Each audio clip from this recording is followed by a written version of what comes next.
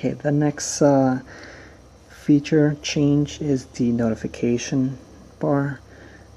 Before on Android 2.0, 2.3, you will basically have this on top, and then you will swipe it down to get to see the notifications. Here you don't swipe up, but you actually will click on this and you will see the different notifications. Here I have something that says there's an update available for one of my apps here, but you can quickly access some of the settings, which is a great feature. So if you want to quickly adjust your brightness or get your Wi-Fi or get into an airplane mode, you can easily do that without going into the actual settings. So that is definitely another feature that's great with Android 3.0. Okay, I want to touch upon the accelerometer. As you can see, there is probably about a 1 second delay when flipping the screen here. This is a little slower than the iPad.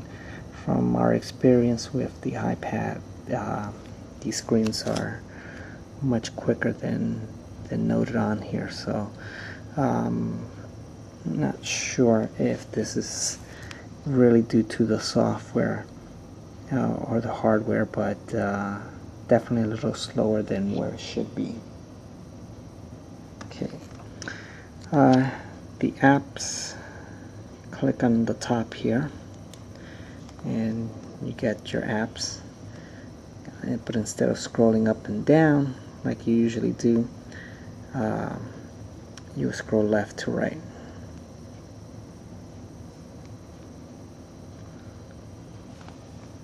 And if you just want to see my apps that you specifically installed, you can click on the My Apps.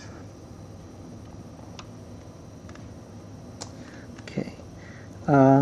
One thing that is a disappointment with the Android 3.0 is that there's still no native file manager. Surprised that Google still has not implemented this. So I had to download. I use Astro as the file manager, but Google should have this built in natively. There's no need to get another app for this. I'll show you the updated music app.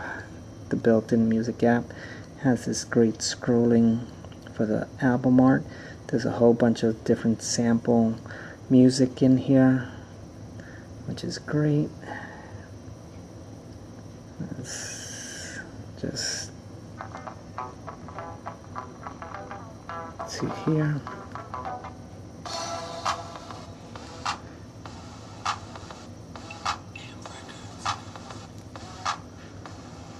And of course you can do other things while the music plays in the background. And of course we have a widget here, so we can just stop it, play it. But definitely it's an improvement, the music app. Touch upon the movie studio, and this is where you can actually do video editing, and we created this sample video here using the actual camera, which I will show you later, but started experimenting and playing with this. Unfortunately there's no user guide, so it's not that user friendly, we found. I mean, there's a lot of things that you can do on here with the video editing. You can definitely cut the films, you can add other clips, you can add pictures, you can add wording, but it's not very user friendly. We do see some lag with this.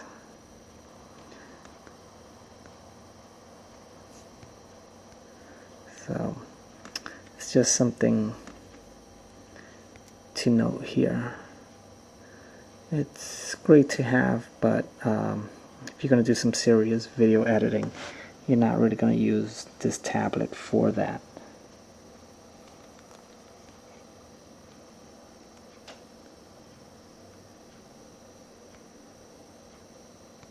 Okay. I do want to show you the Gmail that has been updated. So you can just do your regular mail. You'll have your typical inbox, sent out box on the left hand side, a list of all your emails on the right side. Click on that, and then you can get the actual mail on the right side. Flip to different email, and you can read the email listed here. Make replies. Got your keyboard.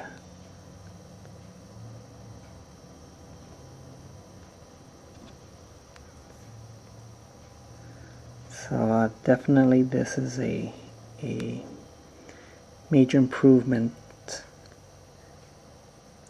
on the Gmail for a tablet, instead of relying on the typical smartphone interface. This is again a great improvement for the tablet.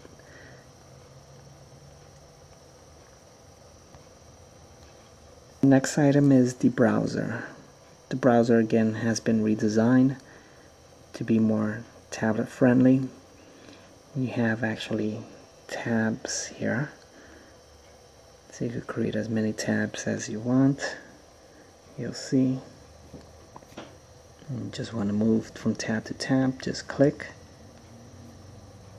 clear it out, just X out, and have your tablet. And one of the complaints that the Xoom had when it first came out was that it did not have Flash, but Flash is now available.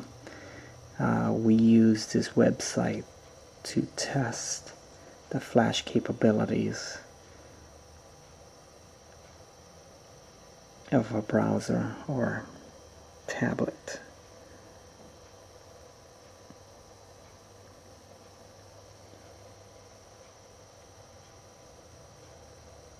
So, the website works fine. Definitely Flash capable. Of course, the Android market.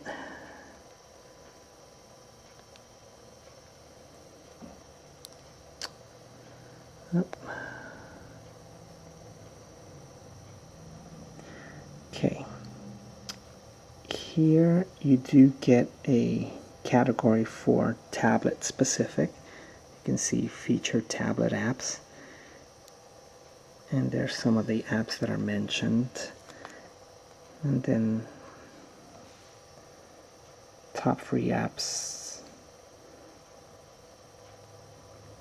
Okay, when we click on the featured tablet right now, so you can see there's about 67 apps that are specific to Android tablet, compared to the few thousand that Apple has for its iPad. There's just no comparison in the number of apps that are available for a tablet. Unfortunately, unfortunately, Android is still behind on when it comes to apps and developers going on board producing apps for Android tablets. So that's one of the weaknesses that unfortunately Android has with its tablets. Okay, now we're going to explore the multimedia capabilities. So I'm going to just go over, I'm going to show you some videos, pictures, and I already showed you the music. But let's go into the pictures. Go into the gallery, and these are our test pictures that we always used.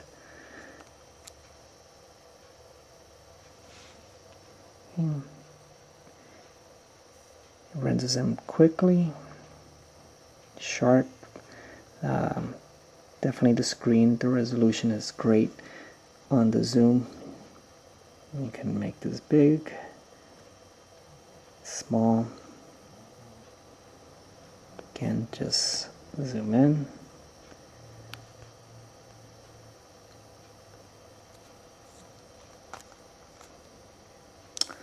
Okay, and videos, some video. This video was taken with the camera that the rear camera, which is a 5 megapixel camera. As you can see, it records in HD. It is very sharp. It's my little dog.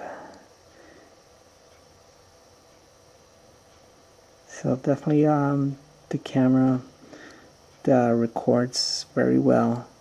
Not sure how many people are actually going to use their tablet to record videos or take pictures, but that option is there.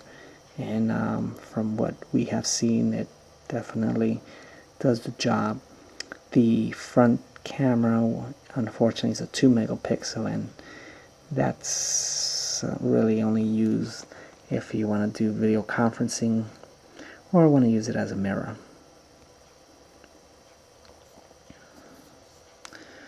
Okay.